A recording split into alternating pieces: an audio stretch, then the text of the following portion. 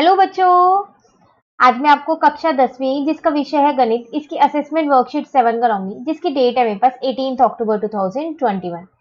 आज की वर्कशीट में फिर वही दोबारा 10 क्वेश्चंस आए हैं, आपकी रिवीजन आई है। देख लेते हैं कैसे हैं 10 क्वेश्चन। ठीक है, एक नंबर का एक क्वेश्चन होगा, ठीक है ना। देखो, वही पहले असर्शन और रीजनिंग, अभी कथन और कारण वाले क्वेश्चंस किए थे ना हमने, तो स्टार्टिंग के 3 क्वेश्चंस वही हैं हमारे पास। उसके बाद क्वेश्चन नंबर 4 to 10 जो है ना, वो हमारे पास एमसीक्यू क्वेश्चन है, लेकिन हाँ, हमको पूरे हल करने पड़ेंगे पहले, उसके बाद ही इनके आंसर हम निकाल सकते हैं। ठीक है, चलिए पहले क्वेश्चन नंबर 1 to 3 कर लेते हैं फिर।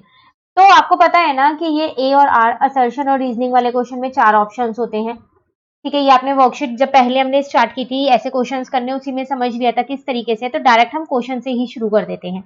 तो देखो, फर्स्ट में आपसे क्या कह रहा है, ए में क्या कह रहा है, कोई पासा फेंकने पर प्रत्येक परिणाम प्राप्त करने की प्रायिकता 1/6 है। कह रहा है अगर आप कोई भी पासा फेंके, ठीक है, तो उस पे जो भी परिणाम आएगा ना, उसकी जो प्रायिकता होगी वो 1/6 होगी हर एक की। बिल्कुल, एक पासे पे 6 अंक लिखे होते हैं 1 2 3 4 5 6। तो एक आने की भी प्रायिकता 1/6 है, क्योंकि एक जो है उस पासे पे एक ही बार लिखा है।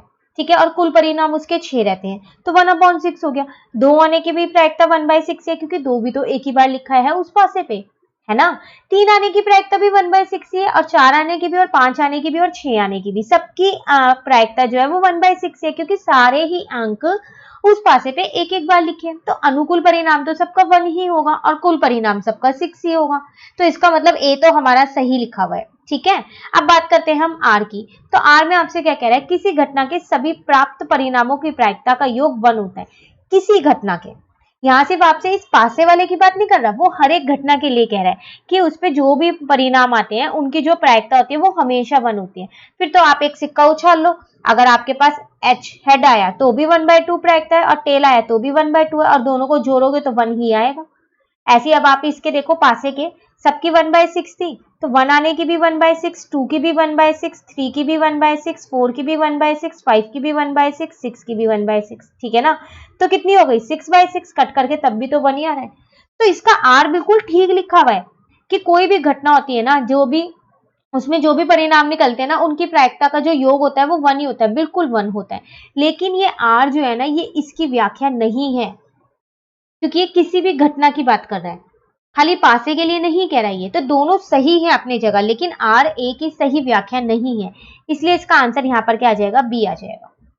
ठीक है, चलिए सेकंड वाला देखते हैं। कह रहा है यहाँ पर दी गई आकृति में, आपको एक आकृति दी गई है और आपसे कह रहा है कि जो आपके पास ये एक्स जेड है, यहाँ है एक्स, ठीक है, मेंशन नहीं है, आप कर लेना। एक्स जेड जो है ये 4 है, तो ये तो हमें चेक करना पड़ेगा। तो हम इसमें त्रिकोणमिति लगा सकते हैं ना, क्योंकि एक मुझे यहाँ पर 90 डिग्री का कोण दे रखा है, तो इसके सामने वाला एच हो जाएगा, और जो थीटा के सामने वाला होता है वो पी हो जाता है, तो ये बचा तो ये बी होगा, आधार होगा। ठीक है ना।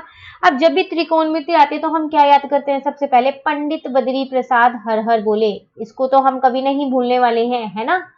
तो आप देखो, पी और एच का कौन रिलेशन बता रहा है, संबंध बताता है साइन। तो मैं यहाँ से साइन 30 लगाती हूँ, साइन 30 मेरे पास हो जाएगा पी अपॉन में एच। ठीक है, साइन 30 होता है 1/2, पी मुझे नहीं पता, छोड़ दो ऐसे ही। एच मुझे पता है यहाँ पर 8 है, तो एक्स जेड मेरे पास आ गया 4। चलो, इसका मतलब ए तो हमारा सही है। अब बात करते हैं हम आर की। आर आपसे कह रहा है कि जो एक्स वाई है, ये जो बी है मतलब आधार है, ये 4.3 होगा, सॉरी 4√3 होगा। चेक कर लेते हैं। अब वैसे भी ये तो समकोण त्रिभुज है ना, तो मेरे को दो भुजाएं पता है, तो तीसरी तो मैं बहुत ही आसानी से निकाल सकती हूँ, पाइथागोरस प्रमेय लगा के निकाल सकती हूँ ना। तो चलिए फिर हम उसी से निकाल लेते हैं, वैसे आप इसे त्रिकोणमिति से भी निकाल सकते हैं। ठीक है, तो यही निकाल देते हैं इसको भी। तो क्या था, एच का square is equal to P का स्क्वायर प्लस बी का स्क्वायर, यही होता है। एच का स्क्वायर मतलब 8 का स्क्वायर, पी का स्क्वायर मतलब 4 का स्क्वायर, अभी निकाला है हमने। बी का स्क्वायर तो हमें खैर नहीं पता, ये तो निकालना ही है। तो 8 8 जा 64 हो गया, यहाँ पर 4 4 जा 16 हो गया, यहाँ पर बी स्क्वायर ऐसी है। 64 माइनस 16 इज इक्वल टू में बी स्क्वायर आ गया, तो यहाँ आ गया 48 इज इक्वल टू में बी स्क्वायर। ठीक है, तो बी आपके पास कितना आ जाएगा, √48। अब जब आप इसके गुणनखंड करोगे ना, तो आपके पास 4√3 ही आएगा, तो ये बिल्कुल सही है। तो दोनों ही अपनी जगह सही है, लेकिन क्या आपने आर का इस्तेमाल किया था ए निकालने के लिए? जब आपने ए में ये एक्स जेड निकाला, तो क्या इस 4√3 का इस्तेमाल किया था? नहीं, आपने तो इसके बिना भी निकाल लिया था। तो आर का सही होना या नहीं सही होना, इससे ए पे तो कोई फर्क ही नहीं पड़ रहा। तो इसका मतलब आर जो है वो ए की सही व्याख्या नहीं है। नहीं है ना, तो इसलिए इसका आंसर बी हो जाएगा। ठीक है, चलिए क्वेश्चन नंबर 3 पे आते हैं। कह रहे किसी वृत्त के चतुर्थांश का कोण 60 है। चतुर्थांश का कोण 60 होता है? नहीं, चतुर्थांश मतलब होता क्या है, वृत्त का 1/4 भाग, तो उसका जो कोण होता है ना वो 90 डिग्री का होता है। तो यहाँ तो ए ही गलत है, और जब ए गलत होता है तो ए असत्य होता है, तो डी वाला ऑप्शन होता है, तो इसका मतलब यहाँ पर डी आ जाएगा। क्लियर? चलिए ये तो खत्म। अब क्वेश्चन नंबर 4 से आते हैं, देखते हैं। कह रहे दी गई आकृति में वृत्त की त्रिज्या 21 सेंटीमीटर तथा अंदर बने वर्ग की भुजा 13 सेंटीमीटर है। छायांकित भाग का क्षेत्रफल। तो देखो आपको इस छायांकित भाग का क्षेत्रफल निकालना है। तो अगर आप ये जो चतुर्थांश बना हुआ है आपके पास, चतुर्थांश है नहीं है, चतुर्थांश में से ये वर्ग का क्षेत्रफल घटा दो चतुर्थांश के क्षेत्रफल में से, तो आपके पास छायांकित भाग आ जाएगा। ठीक है, अब यहाँ देखते हैं इसको। तो देखो चतुर्थांश का क्षेत्रफल होता है 1/4 पाई आर स्क्वायर। ठीक है, और वर्ग का क्षेत्रफल होता है भुजा गुना भुजा। ठीक है ना, तो यहाँ पर 1/4 ऐसी है, पाई की जगह 22/7 लिख दिया। आर आपको क्वेश्चन में गिवन ही है, कितना गिवन है 21, तो यहाँ लिख दो 21 इंटू 21। ठीक है, भुजा भी आपको क्वेश्चन में गिवन है 13, तो यहाँ आ जाएगा 13 इंटू 13। क्लियर यहाँ तक? इसको इससे कट किया तो 3 आ गया, इसको इससे कट किया 2, यहाँ कट किया 11, तो 11 इंटू 3 इंटू में 21, और नीचे आपके पास 2 बचा, माइनस 13 इंटू 13 आपके पास 169 हो जाएगा। ठीक है यहाँ तक? अब मैं इंटू करके आपको डायरेक्ट यहाँ लिख के बता रही हूँ। तो 11 इंटू में 3 और इंटू में 21 आपके पास आ जाएगा 693 डिवाइडेड बाय 2 माइनस का 169। क्लियर है? अब मैंने इसको इससे डिवाइड भी कर दिया है। 693 को मैं 2 से डिवाइड कर दूं तो मेरे पास 346.5 आएगा माइनस का 169। अब इसमें से हम क्या करते हैं, 169 को माइनस कर देते हैं, तो 177.5 सेंटीमीटर स्क्वायर आपका आंसर आ गया छायांकित भाग का क्षेत्रफल। क्लियर? चलिए आ जाते हैं नेक्स्ट क्वेश्चन पे। कह रहे 1030 1060 माइनस cot 30 cot 60 का मान बताइए। तो 1030 होता क्या है आपके पास 1/√3 और 1060 क्या होता है √3। cot 30 क्या होता है 1030 का उल्टा, तो 1/√3 था तो अब यहाँ √3 हो जाएगा। cot 60 कितना होता है 1/√3। ये इससे कट हो गया, ये इससे कट हो गया, 1 - 1 0 आंसर आ गया मेरा इसमें। क्लियर? चलिए नेक्स्ट आ जाते हैं। कह रहे ताश के पत्ते के लिए निम्न में से क्या सही नहीं है, बताओ इन चारों में से क्या सही नहीं है। एक लाल पत्ता आने की प्रायिकता 1/2 है। बिल्कुल, क्योंकि लाल पत्ते 26 होते हैं और कुल पत्ते 52 होते हैं, कट करोगे तो 1/2 ही आएगा, तो ये तो सही है। एक ताश की गड्डी में 12 चित्र पत्ते होते हैं। बिल्कुल, 6 लाल रंग के होते हैं और 6 काले रंग के होते हैं, तो ये भी सही है। ताश के कुल 52 पत्ते होते हैं। हाँ 52 ही पत्ते होते हैं, अभी तो हमने कुल परिणाम में 52 लिखा है, तो इसका मतलब डी वाला गलत है। पर फिर भी एक बार देख लेते हैं। हुकुम तथा ईट काले रंग का होता है। हुकुम तथा ईट काले रंग का होता है? नहीं, नहीं होता ना काले रंग का। जो ईट होता है वो काले रंग का नहीं होता, वो रेड कलर का होता है, लाल रंग का, तो इसका मतलब ये गलत है। ठीक है, चलिए नेक्स्ट पे आते हैं क्वेश्चन नंबर 7 पे। कह रहे 6.16 मीटर क्षेत्रफल वाला गोल पहिया 572 मीटर की दूरी तय करने में चक्कर लगाता है। तो देखो आपको यहाँ निकालना है कितने चक्कर लगाता है। तो इसका बहुत आसान सा एक सूत्र होता है, जब भी आपको ऐसे चक्कर निकालने हो तो जो आपके पास दूरी है ना, वो दूरी और अपॉन में होता है परिमाप। क्योंकि जब आप वो पहिया देखोगे ना, तो जब वो घूमेगा तो सिर्फ उसका ये कवर होगा, अंदर का कुछ नहीं। बाहर का जो परिमाप है, जो बाउंड्री होती है वो लगेगी, तो मुझे परिमाप चाहिए। लेकिन मुझे तो यहाँ क्षेत्रफल दे रखा है, पर परिमाप तो मैं निकाल सकती हूँ। एक वृत्त का परिमाप होता क्या है 2πr। बस मुझे r मिल जाए तो परिमाप में बड़ी आसानी से निकाल लूंगी। पर r मिलेगा कैसे? तो आपको क्षेत्रफल तो पता है ना, आप उससे r निकाल सकते हैं। तो देखो कैसे निकालेंगे यहाँ पर हम। तो जो क्षेत्रफल होता है वो होता क्या है, वो होता है मेरे पास पाई आर स्क्वायर। ठीक है, तो 6.16 इज इक्वल टू 22/7 इंटू में आर स्क्वायर। यहां से पॉइंट हटाया तो यहाँ पर 100 आ गया, तो 616 अपॉन में 100, 7 इधर आके मल्टीप्लाई का हो गया, 22 इधर आके डिवाइड का हो गया। क्लियर है? अब देखो 616 को ना मैं डायरेक्ट 22 से डिवाइड करके आपको बता रहा हूँ, तो इसका आंसर आ जाएगा यहाँ 28। ठीक है, 28 को आप लिख सकते हो 2 इंटू 2 इंटू 7 इंटू, और ये वाला 7 ऐसे ही है। ठीक है, यहाँ 10 इंटू 10 लिख दिया। ठीक है ना, 28 को मैंने 2 2 जा 4 7 जा 28 लिख दिया। अब मैंने क्या किया यहाँ पर 2 इंटू 7/10 का होल स्क्वायर लिख दिया, क्योंकि 2 भी 2 बार है, 7 भी 2 बार है और 10 भी 2 बार है। ठीक है ना, यहाँ तक स्क्वायर से स्क्वायर कट गया, तो अब यहाँ पर आ गया मेरे पास 14/10 इज इक्वल टू आर। तो आर मेरे पास निकल के आ गया 1.4।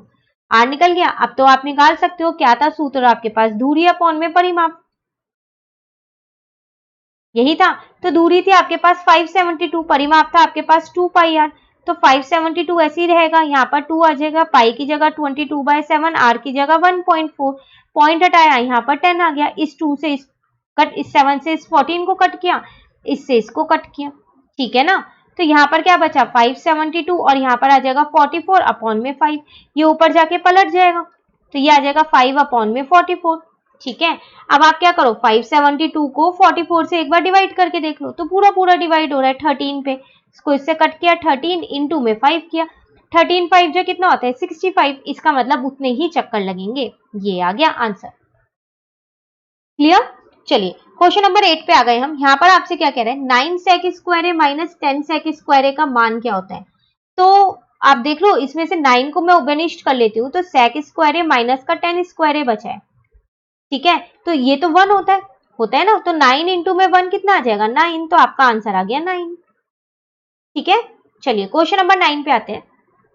यहाँ क्या कह रहा है आपसे, किसी वृत्त की त्रिज्या को 15% घटाने पर उसके क्षेत्रफल कम हो जाता है। देखो आपने क्या किया, एक वृत्त की त्रिज्या को 15% घटा दिया, तो बताओ उसके क्षेत्रफल कितना कम होगा। तो देखो यहां पर करते हैं इस क्वेश्चन को। तो पहले मैंने माना जो त्रिज्या थी ना, वो थी मेरे पास r, ठीक है। अब आपने क्या किया, यहां पर 15% घटाया है, तो त्रिज्या घटाने पर, घटाने के बाद कितनी हो जाएगी, r में से इसका 15% घटा दो, ठीक है ना। तो ये पूरा 100% है, तो इसको चलो ऐसे लिख लेते हैं हम,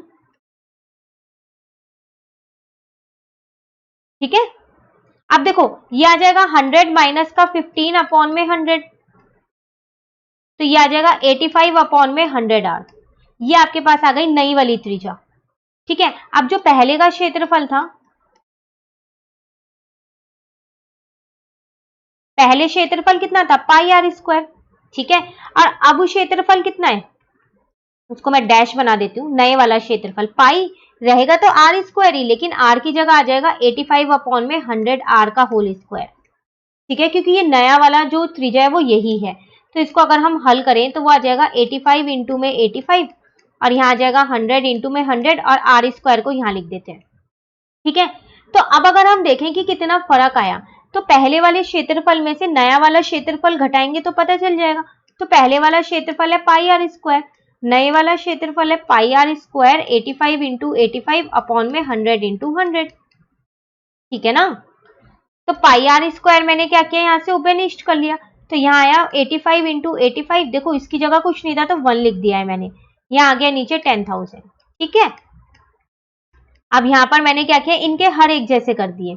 अब मैं 85 को 85 से इंटू करके लिख रही हूँ, तो यहाँ पर आ जाएगा 7225, और यहाँ आ जाएगा 10,000, ठीक है। तो πr², अब देखो इसमें से माइनस कर दो, तो वो आ जाएगा 2775/10,000, इतने का फर्क आया। लेकिन आपको तो ये परसेंटेज में निकालना है, प्रतिशत में, तो प्रतिशत में इसको कैसे निकालोगे, तो जो चेंज आता है ना उसको हम ऊपर रखते हैं, यही तो चेंज आया, इसको हमने क्या किया ऊपर रख दिया, ठीक है। और नीचे रखते हैं जो पहले वाला था, तो पहले वाला πr² था, प्रतिशत में निकालना है इंटू 100 कर देते हैं, ठीक है। तो ये तो कट हो गया, तो फाइनली आपके पास क्या बचा, यही तो बचा आपके पास, ये 2 जीरो से 2 जीरो कट गई, तो 27.75% इतना चेंज आएगा उसके क्षेत्रफल में, इतने से कम हो जाएगा। लेकिन आपके ऑप्शन में ये नहीं है, तो आप एक बार अपनी टीचर से कंफर्म कीजिएगा कि मैम इसके ऑप्शन में ये वाला आंसर नहीं है, तो इसका आंसर क्या है, ठीक है। तो अब आप अपनी टीचर से ये पूछ लीजिएगा एक बारी। क्लियर। चलिए हम लास्ट क्वेश्चन कर लेते हैं। तो देखो यहाँ लिखा है रामानुजन शब्द के अक्षरों को एक डब्बे में रखा जाता है और एक अक्षर यथाचित निकाला जाता है, अक्षर ए के निकालने की प्रायिकता क्या है। तो देखो यहाँ एक अक्षर है रामानुजन, आप ना इसे इंग्लिश में लिख लो, ये हिंदी में लिखा हुआ है ना तो नहीं हो पाएगा, तो मैं यहाँ पर लिख देती हूँ, ठीक है,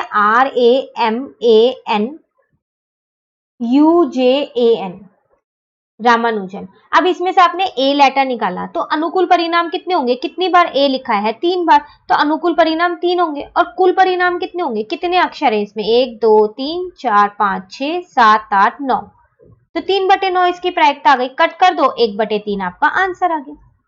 था ना आसान क्वेश्चन, बस ये रामानुजन आप हिंदी में ना लिख के ना इंग्लिश में लिखना, उसके बाद ही आप इसे कर पाओगे। ठीक है, चलिए इसी के साथ हमारी असेसमेंट वर्कशीट हो गई कंप्लीट, वर्कशीट नंबर 7। अब नेक्स्ट वर्कशीट नेक्स्ट वीडियो में करेंगे। तो अगर आपको ये वीडियो अच्छी लगी तो आप इसको लाइक जरूर कीजिएगा और मेरे चैनल को सब्सक्राइब कीजिए। Thank you.